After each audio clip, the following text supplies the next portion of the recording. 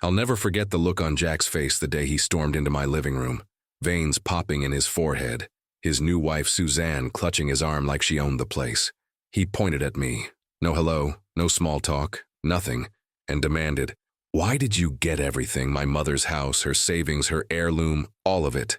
I could feel my hands trembling, not from fear but from the sheer audacity of it. This man, who had abandoned me while I was bleeding out from a miscarriage, who hadn't cared enough to even call his mother while she was alive, now stood in my home, her home, claiming I had stolen what was rightfully his. And right behind him, Suzanne, her lips curled into that smug little smirk. The same smirk she must have worn when she bragged over the phone about how she couldn't wait to rip my daughter's pictures off these walls and redecorate, as if erasing us would make her queen of the house. That's when it hit me. This wasn't just about money or property. This was about legacy, loyalty, and the brutal difference between blood ties and chosen family. And I knew, right then, that I had to stand my ground. Because this house, this inheritance, was more than bricks and furniture. It was justice. But to really understand why my ex-husband and his mistress were so desperate to take everything from me and my daughter, I need to take you back to the very beginning. I grew up believing family was supposed to be your safe place, the people who carried you through storms and celebrated your sunshine. But when I married Jack, I learned the hard way that sometimes the people closest to you can shatter you in ways strangers never could. Jack and I had been married for almost 8 years. We had our little girl, Naomi, my sunshine, my anchor, and for a while I thought we had built something solid. He was charming, ambitious, always smiling that boyish smile that had fooled me for far too long. But behind that smile, there was rot. The cracks started showing when I was 2 months pregnant with our second child. I still remember the night. Naomi was asleep, the house was quiet, and Jack had left his phone on the nightstand. Normally, I never snooped. But when you've been with someone long enough, you sense when something's off, like a change in the air pressure before a storm. His phone buzzed, and curiosity got the better of me. One swipe, one thread of messages, and my entire world collapsed. Suzanne, a co-worker. And not just an affair, she was pregnant too. I can't even describe the feeling that punched through me. Imagine standing on solid ground and suddenly realizing it's quicksand. That's how it felt. My knees buckled, my chest tightened, and I could barely breathe. When I confronted him, I expected denial, excuses, anything. Instead, he said it flat out, almost casually. "Yeah, Suzanne's pregnant. And honestly, I don't know if I even want this marriage anymore." Just like that. No remorse. No hesitation. The father of my child, the man I had trusted with everything, tossed our family aside like we were disposable. Things only spiraled from there. The arguments, the tension, the nights I cried myself to sleep while Naomi tiptoed around the house, sensing something was wrong. And then, the miscarriage. I'll spare you the details, but losing that baby broke something inside me that I don't think will ever fully heal. And instead of holding me, grieving with me, Jack walked out the door to be with Suzanne, blaming me for the loss. That was the moment I knew.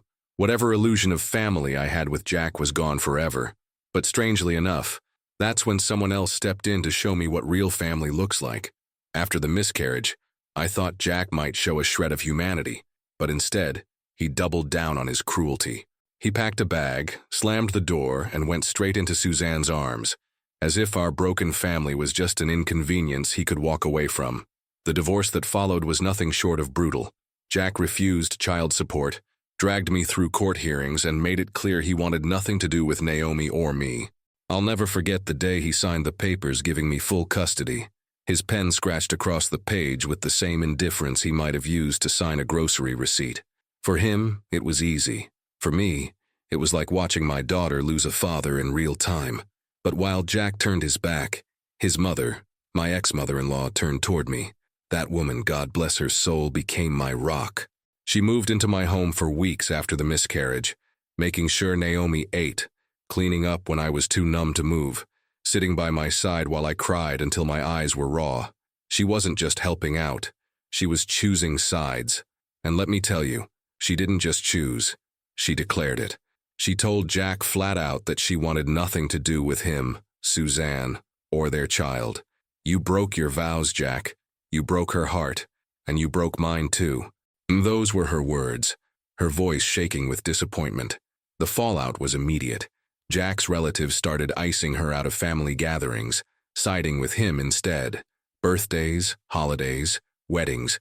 Suddenly she wasn't invited because she refused to sit at the same table as Jack and his mistress. And yet, she never wavered. She told me, "If standing by you and Naomi means losing everyone else, then so be it. You two are my family now." Do you know how rare that is? To have someone choose loyalty over blood? In that moment, I realized she wasn't just my ex-mother-in-law. She was my second mother. Of course, Suzanne hated every second of it. She couldn't stand the fact that even after winning Jack, she'd never be accepted, never be respected. I caught the way she glared at me during those rare, tense encounters. Jealous, bitter, desperate for legitimacy. But no matter how hard she tried, she could never erase the bond between me, Naomi, and Jack's mom. And that bond would only grow stronger when my ex-mother-in-law's health began to decline. That's when the real battle for legacy started to take shape. It started with little things, her hands trembling when she tried to hold her teacup, her legs giving out after just a few steps. At first, she brushed it off, insisting she was just tired. But I knew better. One late night, after she nearly collapsed trying to reach the bathroom, I sat her down and said, "You're moving in with me, no arguments." She protested at first, worried about being a burden, but Naomi's eyes lit up the second she heard her grandma would be living with us, and that sealed the deal. Within a week, we had rearranged the house, a hospital bed in the guest room, rails installed in the hallway, a live-in nurse to help in the mornings. At night, it was just me. Long evenings spent adjusting pillows, checking her breathing, massaging her hands when the pain was bad. It wasn't easy, but honestly, I didn't mind. Caring for her gave me a purpose. And then, one evening, as I was fluffing her pillows, she took my hand in hers, her eyes glassy but determined. "I need to tell you something," she whispered. What she said next left me speechless. She told me that years ago, right after Jack left me for Suzanne, she had changed her will. At first, everything had been meant for Jack. He was her only son, after all. But once she saw what kind of man he had become, once she realized the pain he had caused me and Naomi, she rewrote everything. The house, the savings, her jewelry, even her heirlooms passed down for generations. All of it would go to me and Naomi. Jack would get a car and his father's art collection, but that was it. She wanted me to be the one to safeguard Naomi's future. I was stunned. I kept repeating, "Are you sure? Are you absolutely sure? You can still change your mind if you want to include Jack's son." But she just shook her head. "No, you are my daughter. Naomi is my blood. I don't care about Suzanne or her child. This house belongs to my granddaughter, and I want you to keep it safe for her." I can't explain the mixture of emotions that washed over me: gratitude, sadness, guilt, and an almost fierce sense of responsibility. This wasn't just money or property. It was trust. It was her way of rewriting the story, of making sure her granddaughter would never feel the abandonment she had felt in her own childhood. That night, as I lay in bed staring at the ceiling, I realized the weight of what had just happened. It wasn't just an inheritance, it was a declaration. She was drawing a line in the sand, and deep down, I knew that when Jack and Suzanne eventually found out, all hell would break loose. And trust me, it did. The months that followed were some of the hardest, and strangely, some of the most meaningful of my life. Watching my ex-mother-in-law's health decline was brutal. There were nights I'd hear her coughing down the hall, each breath sounding like it was being clawed out of her lungs, and I'd wonder if it would be the last time. But even in those moments, I felt something stronger than despair. I felt purpose. Naomi and I developed a rhythm. She would read bedtime stories to her grandma, sometimes making silly voices that sent all three of us into fits of laughter, even when oxygen tubes were strapped across her grandma's face. I cooked meals she barely touched, but she always smiled and said, "Smells delicious, darling." Small rituals, small comforts. That was how we survived. And then there was Jack and Suzanne. Like vultures circling a dying animal, they began showing up more frequently. At first it was framed as checking in, but it didn't take long to see the truth. They weren't there for her. They were there for what she had. I'll never forget one afternoon. I stepped outside to water the plants and caught a glimpse of them in the garden with her. Suzanne leaned in close, whispering with that syrupy fake smile plastered on her face. You know, it would only be fair if Jack's child inherited the house. After all, Naomi already has her mother. Don't you think both children deserve something? The nerve. My ex-mother-in-law didn't even flinch. She just looked Suzanne dead in the eye and said, "My estate is none of your concern." That shut her up, but Jack's jaw tightened in a way that told me this wasn't over. Not by a long shot. Behind closed doors, my ex-mother-in-law and I sometimes laughed about their desperation. They think I'm too old to notice, she chuckled once. But I see everything. Still, as her strength waned, I could feel the storm brewing. I knew Jack and Suzanne wouldn't sit quietly when the will was finally read. And when that day eventually came, when we gathered in that stiff little lawyer's office with its stale air and dusty books, the storm didn't just break, it exploded. The day of the will reading felt heavy before it even began. The lawyer's office smelled faintly of leather and dust, the kind of place where secrets go to die and truths get dragged into the light. Naomi sat beside me, holding my hand with a grip that was far too strong for a child her age. Jack and Suzanne strutted in like they were already heirs to an empire, their son trailing behind in designer sneakers that probably cost more than my monthly groceries.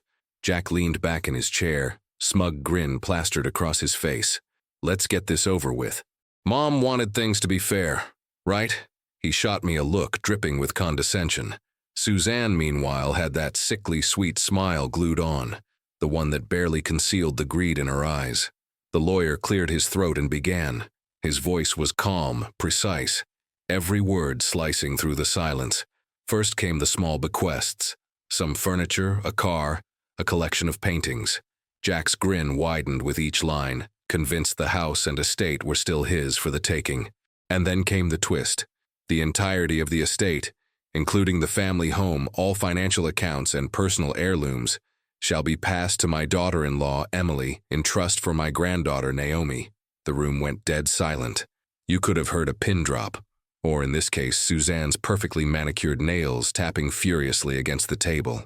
Jack's face went pale, then red, then something in between. What? He barked, slamming his hand on the armrest. That's impossible. She's not blood. The lawyer adjusted his glasses. Mrs. Whitmore was very clear. She considered Emily her daughter. This was her binding, legal decision. Suzanne lost her mask completely. This is ridiculous. That house should go to Jack's son. It's his birthright. That's when Naomi, my sweet little girl, squeezed my hand and spoke up. Her voice quiet but firm. Grandma wanted me to have it. She told me herself. The look on Suzanne's face. Pure horror. Jack, meanwhile, was shaking with rage. You manipulated her. You took advantage while she was sick. His words were spit more than spoken. I sat calmly, almost eerily calm, and said, Funny, if that were true, why did she change her will years ago? Long before she got sick? Maybe it's not about manipulation. Maybe it's about who actually stood by her. Jack stood, fists clenched, ready to explode. But the lawyer cut him off with icy finality. If you wish to contest the will, Mr. Whitmore, you may file in probate court. However, given the timeline and documentation, I can assure you, it will be a waste of your time. Jack's jaw worked furiously. Suzanne whispered yelling in his ear, but there was nothing left for them to do. Their grand plan had evaporated in seconds, and sitting there with Naomi's small hand in mine, I felt something I hadn't in years. Vindication, justice, raw and unshakable, had finally landed. But what happened after that?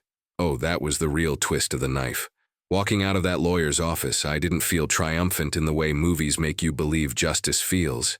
It wasn't fireworks or confetti falling from the sky. It was quieter. It was peace. A kind of peace I hadn't tasted in years. Naomi skipped ahead on the sidewalk, her pigtails bouncing, while I held the folder that confirmed everything was finally ours. The house, the security, the freedom. Jack and Suzanne didn't disappear overnight, of course. Oh no, they tried everything. Threatening phone calls, whisper campaigns in the community, even showing up at the house, pounding on the door until I called the police. But the more they clawed and screamed, the more pitiful they looked. People stopped listening. Their shine faded. Eventually, Suzanne filed for bankruptcy after some bad investments. And Jack, well, Let's just say karma finally collected its debt. He ended up in a small rental, still muttering about how that house should have been mine. Meanwhile, Naomi and I rebuilt our lives brick by brick. The house didn't feel haunted anymore. It felt alive. Her laughter echoed through the hallways. Her drawings covered the fridge. And for the first time in forever, I felt safe. Every corner of that home reminded me of resilience, of loyalty, of a woman, my ex-mother-in-law, who saw me when no one else did. Sometimes I'd catch Naomi sitting in the garden, talking softly to the flowers. When I asked her once what she was saying, she smiled and whispered, "I'm telling Grandma thank you." That's when I knew. Our story wasn't about a house. It wasn't about money. It was about legacy, about love outliving cruelty. And here's the thing I want you to take away. Family isn't always about blood. Sometimes it's about who shows up, who stands beside you when the storm hits, who sees your worth when others try to tear you down. My ex-mother-in-law chose me not because she had to, but because she wanted to. Because in her eyes, loyalty and love mattered more than entitlement and greed. So if you've ever felt like the underdog in your own family drama, remember this. Sometimes the universe has a funny way of balancing the scales. It might not come quickly, and it might not come loudly, but justice has a way of finding those who deserve it. And as for me, every time I walk through that front door, every time Naomi calls out, "Mom, I'm home," I know that in the end, love won.